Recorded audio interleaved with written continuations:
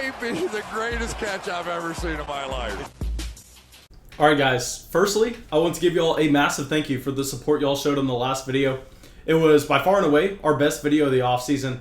So thank you for that. I'm going to continue to try to provide y'all a video at the very minimum once a week. And I want to remind everyone on our Dynasty Fantasy Football channel, that's where you'll find a video every single day.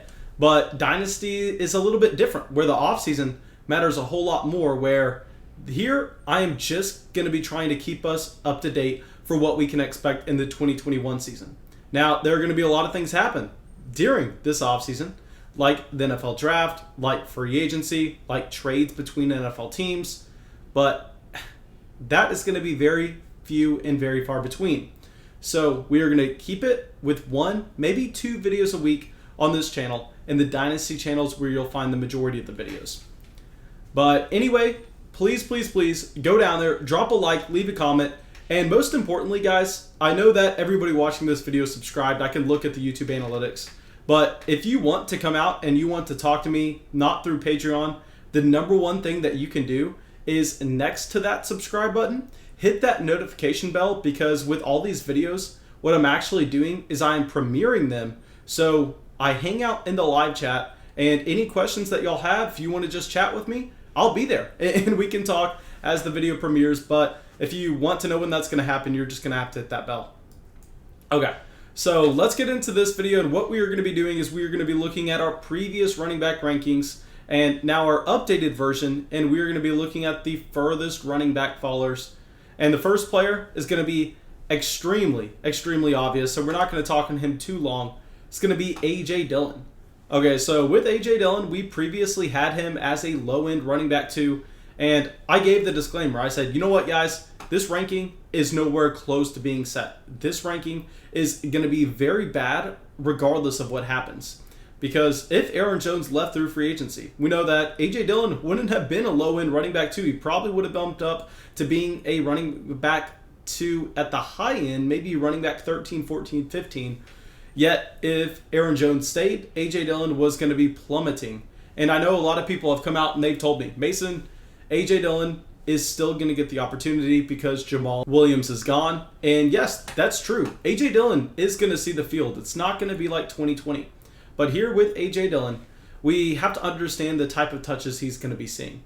So Aaron Jones is by far and away is so much better in the receiving game than A.J. Dillon, where it's not even a close comparison. Where if you're drafting A.J. Dillon, the only thing that you can hope for is goal line usage at the very best. His best case scenario is LeGarrette Blount with his 18 touchdown season way back in New England. But in reality, that's probably not what's going to happen.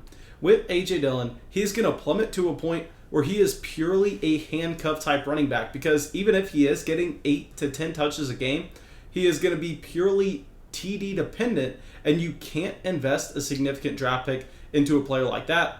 So A.J. Dillon is going to be bumped down to that like Tony Pollard tier, the tier where you're drafting Chase Edmonds a year ago. Maybe you're drafting Alexander Mattison this season.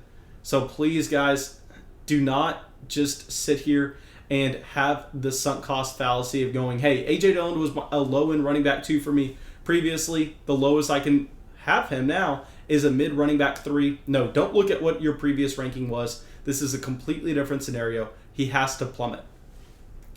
Okay, so now let's go to a running back that I have to admit, looking at my initial set of rankings, I was too high on him, and we're just going to have to move him down because there was no improvement made to his offense, and I was wrong. This is Austin Ekeler. So with Ekeler, I did say a few things here. A, we understand that he is going to get the receiving game usage, but what we don't know is we don't know if this team is going to make an investment into the running back position during the NFL draft. Now, I know a lot of people are going to say, Mason, that's crazy, but this team just decided to take Joshua Kelly in the NFL draft last offseason. Joshua Kelly was a major disappointment where even when he was healthy at the back half of the season, even when Justin Jackson was hurt, what you ended up seeing is this team get Kalen Ballage from the New York Jets practice squad, bring him in, and to give them carries. So very similar to what we are worried about a little bit with James Robinson is I'm worried with Austin Ekeler that no, they are not going to bring in another running back to be the starter. But we can understand that this team is almost guaranteed to bring in another running back because their running back depth chart really is not set. They really have no depth at the position.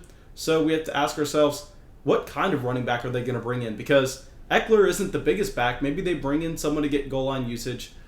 And if that happens, you're just going to see that drastic drop-off in production. And I'm a little bit more worried about the Los Angeles Chargers offense now, because I assumed that this was going to be a team that went out there and pursued a Kenny Golladay, a Will Fuller, a Juju Smith-Schuster, really any of those top-end wide receivers to maximize the expected point output with Justin Herbert on his rookie contract. Yet you didn't see any improvement to the offense. So Austin Ekeler, not going to skyrocket down a ton, but we are going to be having to move him from where he was a mid-running back one to being a low-end running back one. All right, so now our next running back is also a very obvious loser, someone else that I know y'all understand how he is falling, but we need to talk about how far, and this is Josh Jacobs. So in our previous set of rankings, Josh Jacobs was a mid-running back too, and I'm not going to lie here. One of the reasons I had Josh Jacobs up there was I thought his job was safe. I was looking at Jacobs going, you know what? This is a running back that has yet to really show us the receiving game upside we thought he had coming out of Alabama. But at the very least, this team spent a first-round pick on him in 2019, indicating that he's most likely going to be their full-time starter this upcoming year. Then this team goes out and they bring in Kenyon Drake. And no, I'm not worried about Kenyon Drake because he is some superb talent. Y'all know that I hated drafting Kenyon Drake last offseason as I thought he was massively overvalued. But what I'm concerned with Kenyon Drake is not the talent, but the contract that they gave him. The money that they gave Kenyon Drake signifies that, hey, this is more than a backup running back. This is a running back that's going to be in a committee. And you kind of have to sit here and ask yourself, okay, how are they going to be implemented? Because we understand with Kenyon Drake that he did not have the receiving game usage last season that most people expected. He was actually used a little bit more as that first and second down grinder, where Chase Edmonds was the receiving running back in Arizona. So he doesn't fit that mold. Josh Jacobs has been a first and second down grinder through his NFL career so far. So how are they going to be implemented? Is this going to be a 50-50 split? Are we going to see someone be the traditional first and second down running back while someone else is coming in on obvious passing down situations? Now, I don't have the answer here. I would really love to know your opinion down in the comment section below. But regardless of the case, Jacobs is going to have to move down to being a very low-end running back 2, high-end running back 3 at running back 23, because not only did they bring in Kenyon Drake, but they actually suffered significant losses to the offensive line. And very similar to what we were saying with the Los Angeles Chargers, is that we thought that this team was going to go out and invest into the wide receiver position in this NFL offseason, yet they have yet to do so. I know the draft is yet to come, but I think the overall offensive efficiency is going to have to take a dip when they're losing Nelson Aguilar, when they're losing Tyrell Williams, when they're losing significant offensive line pieces. And not only is the overall offensive efficiency and production going to take a dip, but Josh Jacobs should be seeing a lesser percentage of that with Kenyon Drake coming in.